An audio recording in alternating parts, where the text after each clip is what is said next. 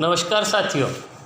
आज मैं एक ख़ास बात लेके आपसे चर्चा करने के लिए उपस्थित हुआ हूँ, जिसका शीर्षक है सोयाबीन की सर्वश्रेष्ठ प्रबंधन पद्धतियाँ। सबसे पहले हम शुरुआत करते हैं मृदा प्रबंधन से। साथियों, कई किसान भाई पूछते हैं कि सोयाबीन की फसल के लिए ज़मीन कैसी होनी चाहिए।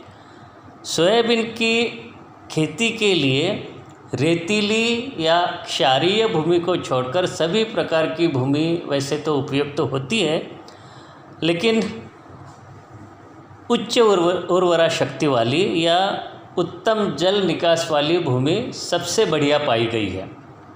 अब खेत की तैयारी कैसे करें? जैसे कि पिछले साल जो भी आपने फसल ली होंगी उसकी जो अवशेष रहते हैं उसको भूमि में मिलाएं, जिसको मिलाने के लिए आप खेत की गहरी जुताई या कल्टीवेटर का प्रयोग कर सकते हैं। और इसी समय पे आपको यह भी करना पड़ेगा कि आपके पास जितनी भी खाद की मात्रा उपलब्ध है, विशेष रूप से गोबर की खाद, मुर्गी की खाद या केचुए वाली खाद, जो कि जितनी भी आपके पास मात्रा उपलब्ध है उसका प्रयोग करें। उसको अच्छी तरह से मिला के खेत को समतल कर दें। जहाँ पे क्षारीय या अम्लीय भूमि है वहाँ पे फसल योग्य बनाने के लिए आप चूना या जिप्सम मिलाकर उसको फसल की खेती योग्य बना सकते हैं। यदि क्षारीय भूमि है उसमें जिप्सम मिलाएं, या अम्लीय भूमि है उसमें चूना मिलाकर खेती योग्य आप बना सकते हैं।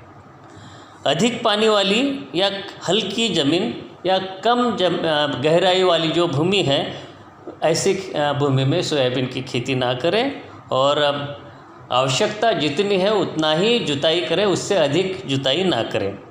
अब बात करते हैं सोयाबीन की कौन कौन सी किस्में हैं और उसका बीज किस प्रकार से हमारे पास होना चाहिए उसके बारे में।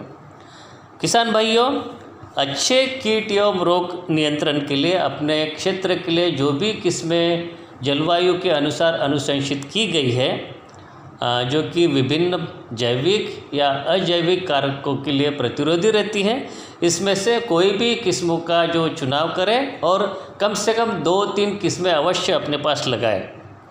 इससे क्या होगा कि अगर किसी एक किस्म में अधिक मात्रा में कीट या रोग लग गया तो भी दूसरी किस्में प्रतिरोधी होने के कारण आपको अधिक खासा नुकसान नहीं होगा। दूसरी बात ये कि आपके पास जो बीज है उसका बोनी से पहले ही अंकुरण परीक्षण अवश्य करें और ये देखें कि उसका अंकुरण परीक्षण न्यूनतम 70% है या नहीं।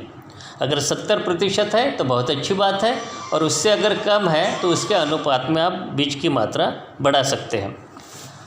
एक ही जो किस्म है हमारे पास जो बार बार यूज़ करते हैं, तो 3 या 4 साल के बाद में उस बीज को बदलें, नया बीज लें और बोनी से पहले बीज को फफूंदनाशक, कीटनाशक और जैविक कल्चर है, जैविक खाद है, उससे उपचारित करना अति आवश्यक है।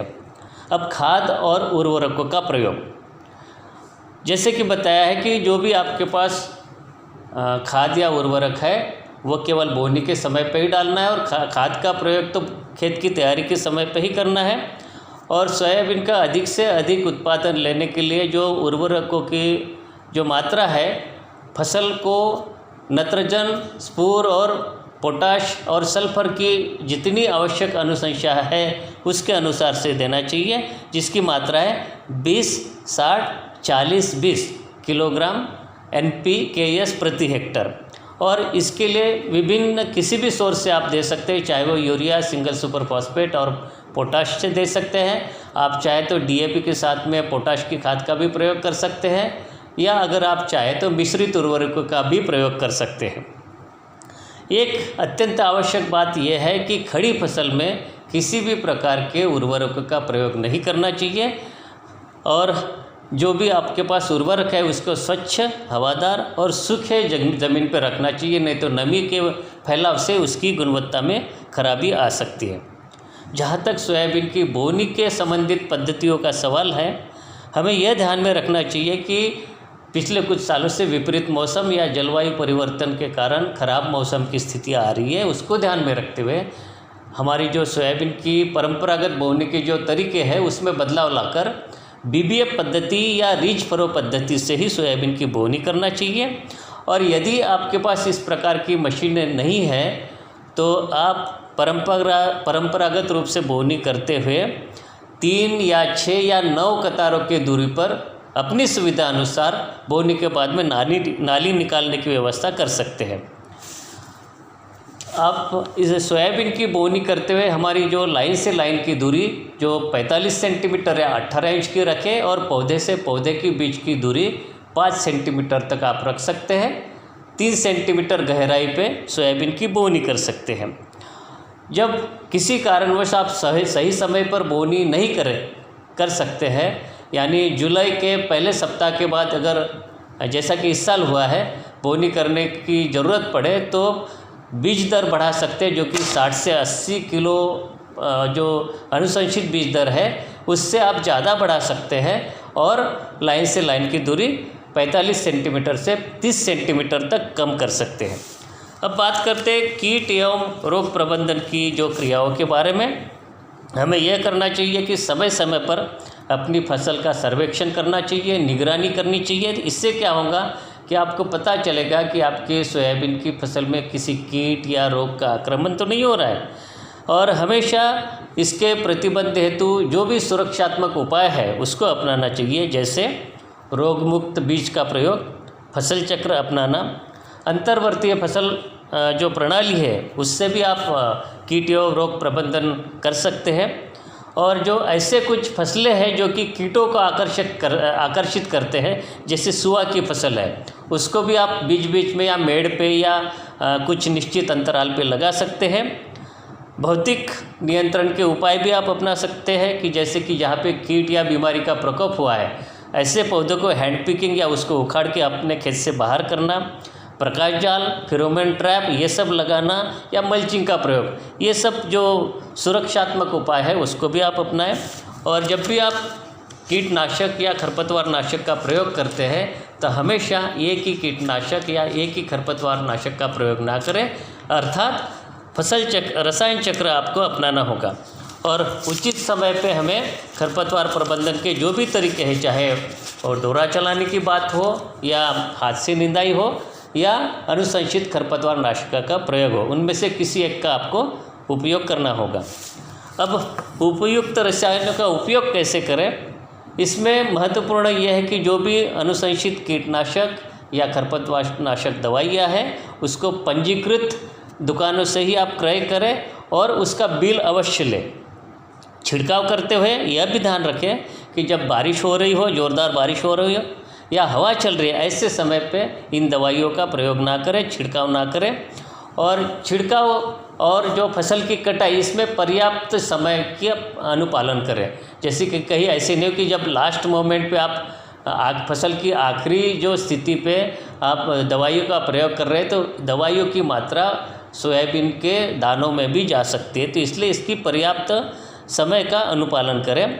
जब भी आप कीटनाशक का प्रयोग करते हैं उसके जो डब्बे है या शीशी है उसको अच्छी तरह से ढक्कन बंद करके हवादार जगह पे रखें, ठंडे जगह पे रखें। और ये जो डब्बा है उपयोग के बाद में किसी और काम में ना लें।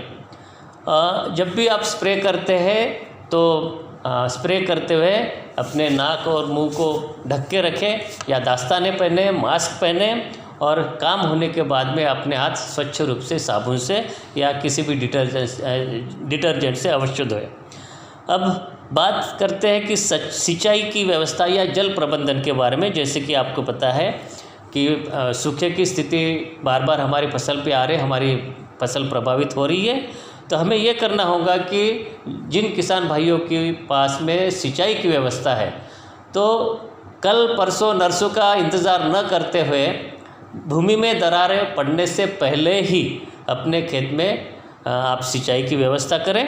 और सिंचाई करते हुए जो परंपरागत सिंचाई की पद्धति के अलावा प्राथमिकता आप ड्रिप सिंचाई को दें या स्प्रिंकलर से प्रयोग करें।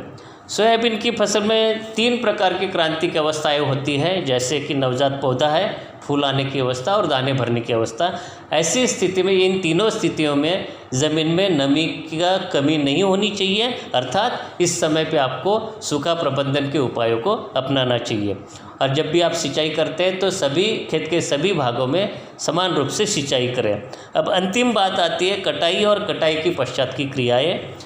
हमें ऐसे करना चाहिए कि जब भी सोयाबीन की फसल काटने की हो तो सही समय पे कटाई करनी चाहिए, अर्थात कि जो फलियां चटकने से पहले, जब फलियों का रंग बदलना जैसे ही प्रारंभ हो जाए, ऐसे मान लें कि हमारी फसल कटाई योग्य हो गई है। और इसको थ्रेशिंग जब करते हैं, खास तौर से बीज के लिए जब हम थ्रेशिंग करते हैं तो केवल 300 से 400 RPM पे इसकी थ्रेशिंग करें, जिससे कि बीज है वो बीज बना रहे, उसको अंकुरण प्रभावित ना हो। और जब इसका भंडारण हम करते हैं कि 40 किलो की जो जूट की बोरियां रहती है उसको या तो खड़े रखें या एक के ऊपर एक, जब भंडार गृह में आप रखते हैं तो 5 फीट से अधिक की ऊंचाई तक उसकी थप्पी नहीं जाने दें। खेत के काम में आने वाले हमारे जो भी उपकरण है, औजार है, मशीनें हैं, उनको हमेशा साफ सुथरा रखें और उनका भंडार गृह है वहाँ पे रखें। तो ये थी कुछ सोयाबीन की खेती के लिए सर्वश्रेष्ठ प्रबंधन पद्धतियाँ। इन पद्धतियों का अगर उपयोग लेते हैं तो सोयाबीन की फसल में जो हमारा नुकसान होता है वो हम कम से कम कर सकते हैं, और ऐसे करने से हमारी लागत में भी कमी आती है और उत्पादन में शुद्ध लाभ मिलता है। तो किसान भाइयों, तब तक हमें आज्ञा दीजिए, मिलते हैं अगले सप्ताह या अगले कार्यक्रम में। नमस्कार।